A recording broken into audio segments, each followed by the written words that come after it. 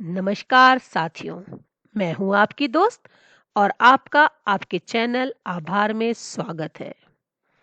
दोस्तों, ये हमेशा देखा गया है कि हम अपने लक्ष्य, गोल, टारगेट तो निर्धारित कर लेते हैं, पर उस तक बहुत कम लोग, बिरले ही पहुंच पाते हैं। ऐसा क्यों होता है?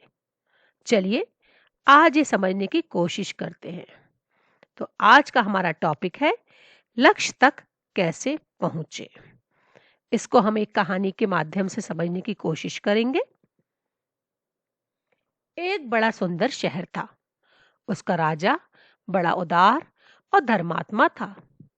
प्रजा को प्राणों से भी ज्यादा प्यार करता था। उनकी भलाई के लिए नए नए नियम कानून बनाता। एक दिन उसने एक नया कानून बनाया कि कोई भी अपराध करने वाले व्यक्ति को देश से निकाल दिया जाएगा।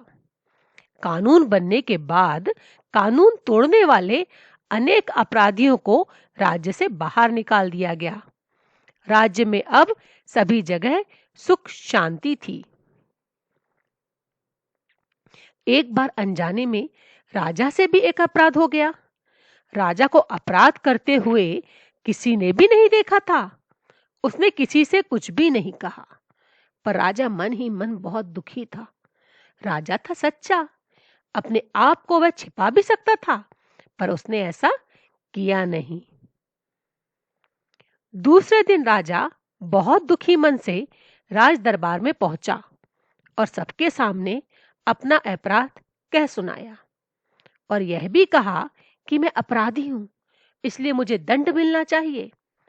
दरबारी ऐसे अच्छे राजा को अपने से अलग नहीं होने देना चाहते थे, इसलिए वे राजा को समझाने लगे, लेकिन राजा अपनी बात पर अड़ा रहा। उसने कड़े शब्दों में कहा कि अगर राज्य के कानून का मैं ही पालन नहीं करूंगा तो जनता उसका पालन क्यों करेगी? मुझे देश से निकाल ही देना चाहिए। अंत में यह तय किया गया कि राजा को देश से निकाल दिया जाए। अब प्रश्न यह खड़ा हुआ कि नया राजा कौन बनेगा? उस देश में जनता में से ही किसी व्यक्ति को राजा बनाने की प्रथा थी। जब तक नए राजा का चुनाव नहीं हो जाता, तब तक उसी पुराने राजा को राज्य चलाने के लिए कहा गया। राजा ने यह बात मान ली। उस समय में आज की तरह वोट डालकर चुनाव नहीं होते थे। राजा वह व्यक्ति बन सकता था जिसमें सभी सद्गुण होते थे, जो अपनी श्रेष्ठता सिद्ध करता था। वही अधिकारी समझा जाता था।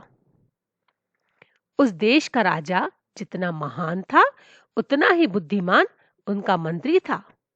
मंत्री ने नया राजा चुनने का दिन तय किया और राज्य में यह घोषणा की गई कि इस दिन को सुबह के 10 बजे जो सबसे पहले राजमहल में जाकर महाराज से मिलेगा, उसे ही राजा बना दिया जाएगा। राजमहल एक पथरीली पहाड़ी में ऊबड़ खाबड़ रास्ते पर शहर से थोड़ी सी दूरी पर था। उस दिन महल के सभी दरवाजे खोल दिए गए थे। भीतर जाने की किसी का कोई रोक टोक नहीं थी। राजा को भी खुली जगह में बैठा दिया गया और वह जगह मुनादी करके सबको बता दी गई थी। राजा के चुनाव से 1-2 दिन पहले ही मंत्री ने शहर को खाली करवा लिया और उसे बड़ी अच्छी तरह सजाया। सभी सुख सुविधाओं की वस्तुएं जगह जगह पर रख दी गईं। उन्हें लेने की सबको छूट थी। सभी चीजें मुफ्त में मिल रही थीं। कहीं मेवे मिठाइयों के ढेर लगे थे, तो कहीं खेल तमाशे हो रहे थे, कहीं आराम के लिए मुलायम पलंग बिछे हुए थे, तो कहीं सुंदर कपड़े गहने मुफ्त मिल रहे थे। सुंदर सुंदर लड़कियां नृत्य कर रही थीं। जगह जगह नौकर दूध और शरबत के गिलास लिए हुए खड़े थे।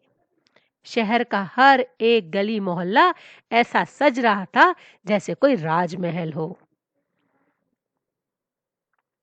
चुनाव के दिन सवेरे से ही राजमहल खोल दिया गया और उस सजे हुए शहर में प्रवेश करने की आज्ञा दे दी गई। नगर से बाहर खड़े हुए प्रजाजन भीतर घुसे तो वे हक्के बक्के रह गए। मुफ्त का चंदन सब कोई घिसने लगा। किसी ने मिठाई के भंडार पर आसन बिछाया तो किसने कोई सिनेमा की कुर्सियों पर जम बैठा। कोई बढ़िया बढ़िया कपड़े पहनने लगा तो किसी ने गहने पसंद करने शुरू किए। कई तो सुंदरियों के साथ नाचने लगे। सब लोग अपनी रुचि के अनुसार सुख सामग्री का उपयोग करने लगे। एक दिन पहले ही सब लोगों को यह अच्छे से बता दिया गया था कि राजा से मिलने का समय ठीक 10 बजे है। इसके बाद पहुंचने वाला राजा नहीं बन सकेगा। यह मुफ्त का सामान भी कल तक ही मिलेगा। एक भी आदमी ऐसा नहीं था जिसे यह सारी बातें बार बार नहीं सुनाई गई हो। सबने कान खोलकर सुन लिया था। लेकिन शहर की सस्ती सुख सामग्री ने सभी के मन को लालच से भर दिया। उसे छोड़ने का मन किसी का नहीं हो रहा था। राज्य मिलने की बात की लोग उपेक्षा करने लगे। कोई सोचने लगा, दूसरों को चलने दो, मैं उन्हें दौड़कर हरा दूंगा। कुछ लोग आराम कर रहे थे, सोच रहे थे कि अभी तो 10 बजने को बहुत समय है। कुछ लोग सोच रहे थे कि सामने की चीजों को तो ले ही ले, राज्य मिलेगा या नहीं मालूम नहीं। लेकिन अगर राज्य भी ना मिला तो यह सामान भी हाथ से निकल जाएगा। कुछ लोग तो राज्य मिलने की बात को मजाक समझने लगे। कहने लगे, यह गप तो इसलिए उड़ाई गई है कि हम लोग सामने वाले सामानों को उठा ना सकें। एक दो ने हिम्मत बांधी और राजमहल की ओर चले भी। लेकिन थोड़ा ही आगे बढ़ने पर महल का पथरीला रास्ता और शहर के सुंदर दृश्य उन्हें आगे जाने से रोकने लगे। बेचारे उल्टे पांव जहां के तहां लौट आए। सारा नगर उस मौज मस्ती में व्यस्त हो गया था। 10 बज गए पर हजारों लाखों लोगों में से कोई भी राजा के पास नहीं पहुंच सका। प्रधानमंत्री मन ही मन खुश हो रहा था कि उसकी चाल कैसी सफल हुई।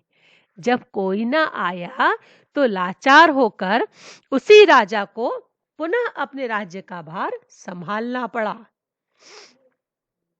इसी प्रकार साथियों, हम भी अपना जीवन यूं ही फेसबुक, ट्विटर, दोस्ती यारी, सैर सपाटा, सोशल मीडिया, मौज मस्ती, टीवी, पिक्चर, ये सभी देखते हुए व्यतीत कर देते हैं।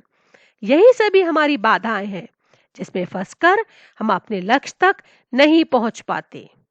हमें इन्हीं हर्डल्स, बाधाओं, डिस्ट्रैक्शन को अपनी जिंदगी से अलग करना है। जैसे कि अर्जुन को केवल मछली की आंख दिखी थी और पृथ्वीराज चौहान को गजनी की आवाज। उसी तरह हमें भी सिर्फ अपने लक्ष्य को देखना है। सभी चीज को पाने का समय निर्धारित है और वक्त निकल जाने के बाद कुछ भी हम नहीं कर सकते। केवल हाथ मलना ही हाथ लगेगा। धन्यवाद साथियों। अगर आपको हमारा वीडियो अच्छा लगा हो तो उसे लाइक करें, शेयर करें, सब्सक्राइब करें और कमेंट करें। धन्यवाद।